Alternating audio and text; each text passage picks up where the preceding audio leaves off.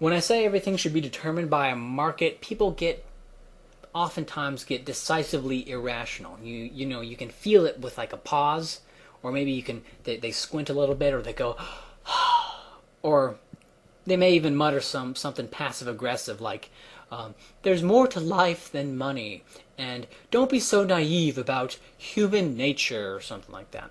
And this kind of response to saying that everything should be determined by a market betrays a colossal ignorance about what a market is.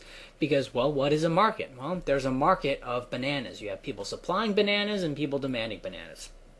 And so a market of bananas is just a description of human behavior in relation to bananas.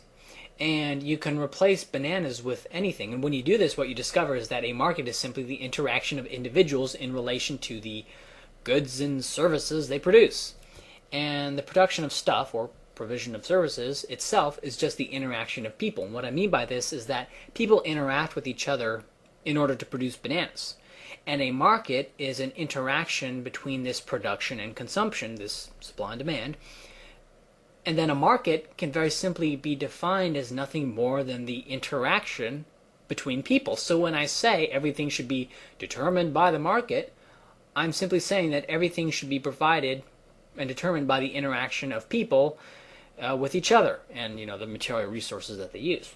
No shit, Sherlock? Well, when people call themselves a market anarchist, or, you know, you have these communists calling themselves anarchists who then call the actual anarchists market anarchists, that's about as absurd as saying lung breather or liquid drinker.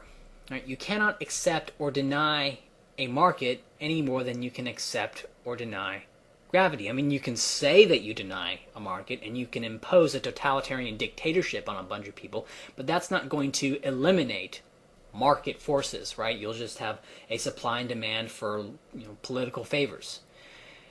And in fact, a market doesn't exist in objective reality.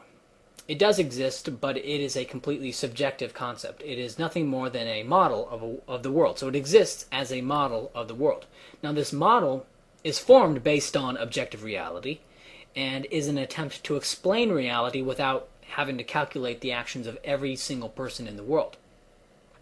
But it doesn't actually exist any more than a social force exists, or a herd exists, or a forest exists. Like if you take all the cattle out of a herd, you know, you won't have some singular herd just standing there, right? And it doesn't exist in the same way evolution doesn't exist, right? Evolution doesn't actually exist, right? It's just a concept. And a market doesn't actually exist, it's just a concept. And many will say that we need to regulate the market, or that they don't want all their activities to be determined by market forces. This statement is as absurd as saying they don't want life to be governed by evolutionary forces. I mean, you can say this and you can like deny evolutionary forces, but then animals will just evolve along a different line, right? If you take, you know, if you say we're going to deny evolution and we're going to put all the cows in a square thing, well, the evolution will continue. It'll just continue along different lines. The same way, if you want to say that, you know, I don't want market forces to continue, so I'm going to put the market in a box, well, then the market will continue. It'll just develop along different lines. Markets will always exist, and markets will always dominate. In the same way, evolution will always exist and always dominate. But when people say they don't want everything to be determined by markets, what they really mean is that they don't want everything to be determined by money. That is, if some guy dislocates his shoulder and can't pay for it, they don't want him to be denied the relocation of his shoulder and perhaps corrective surgery. All right? We all want a humane society, and most would be willing to give a portion of their income to provide for this humane society. And in this sense, people both demand and supply the humane society. It's part of the market, right? And you can have a state. You can put this market in a pen and say, you know, don't do it, but it's just going to screw things up in the same way putting animals in a pen is just going to screw things up. Some don't like to assign welfare to a market. Like some people don't like it. It's just unholy or something like that. And they don't like to treat healthcare the same way they treat shoe production. But statists wanting to make welfare divorced from the market is no different than Christians wanting to make humans divorce from evolution. Right? Evolution doesn't make humans the same as chimps. It just describes how humans came to be. And markets don't make welfare the same as shoe production. It just describes how welfare came to be. And here it comes. We cannot rely on the generosity of people to provide welfare. We must have the state do it. What this means, of course, is that we must use the threat of physical force to get one person to pay for another. Often people will say, we need to use the state to limit the abuses of the free market. And this is a euphemism within a euphemism. All a state can do is use the threat of imprisonment or killing to get people, and remember, the market is just the interaction of people, to pay for the services of other people. And if that isn't bad enough, how will it be decided how much money is violently expropriated from one group of people to another group of people? Through elections, through others voting themselves each other's money, through a so-called enlightened oligarchy? Certainly these have proven to be disastrous modes of organization, as healthcare costs, adjusted for inflation, are actually higher across the board than in 1970, even for people like above the age of 65, who are supposedly the beneficiaries of the welfare state. And don't even get me started on education.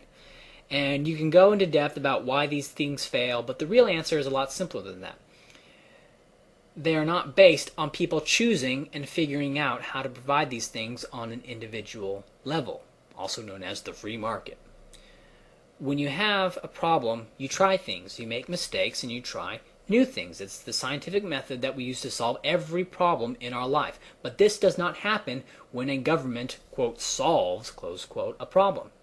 A government plan is drawn up for whatever reasons. Maybe someone bribed someone here, or their district wants this, or whatever reasons.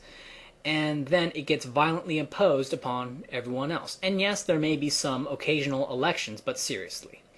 Imagine if we had like elections on shoe production. Okay, shoes would become just another political psychodrama, and you'd have people picketing with a right to shoes, and you'd have political ads about those cruel candidates who want to cut spending on shoes and who want our children to go barefoot or something like that. And that's kind of silly, but this is what happens with education and healthcare.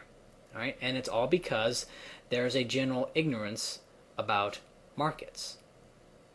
And for the political process in general, just imagine if long ago we decided to have government get involved in computer production, and we decided the managers of computer companies based on elections, and you'd have people run for computer czar, whatever. Imagine if we determined who was in charge of computer production this way. I mean, do you think Bill Gates would end up designing the operating system? I mean, do you think all these geeks would end up where they are? No, of course not, because the political process is not a rational one. All right, it's a popularity contest, and that's all fine, one may say. But altruistic ventures such as welfare and Medicare and all that stuff require coordination and standardization, and we need to avoid the free rider problem. And the free rider problem being that people who live in an area, and they occasionally get free health care, but they may never pay for it. They may never pay for the charities, and so they're just living off of everyone else who volunteers a portion of their income to charity. And this problem is dealt with in a state by just, violently forcing everyone to pay. It's called taxes. But the thing is, this coordination of welfare services has been done all throughout history before the welfare state. Okay? There was never this shortage of education in colonial America. I mean, right up to when they had public education, there wasn't like a shortage of education. It's just that it wasn't pursued by most people because the economy of the day didn't require nearly as much education.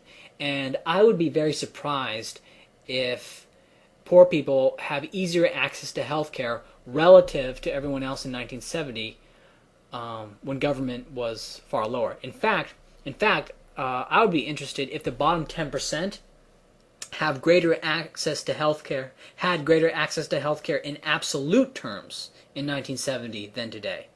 And I don't mean like access to a list, I mean access to actual doctors. But if there was a shortage of healthcare for the poor that required more than just the charity of doctors and the pro bono work and the we will not turn away someone for the for inability to pay.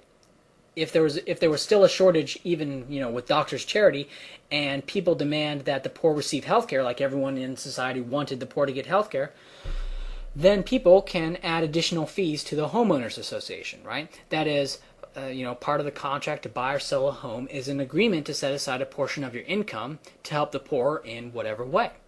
And if some greedy bastard doesn't want to help the poor, then he can choose to live somewhere else, right? He can choose not to live in this group of people who wants to care for the poor, and he can choose to live somewhere else in a way that states that you can't do in the United States, because the United States claims like half a freaking continent and only uses a very small portion of it. Anyway, I don't want to go into a whole discussion about a stateless society, but I just wanted to make a little video about markets and how markets are more than just, dollars and cents and goods.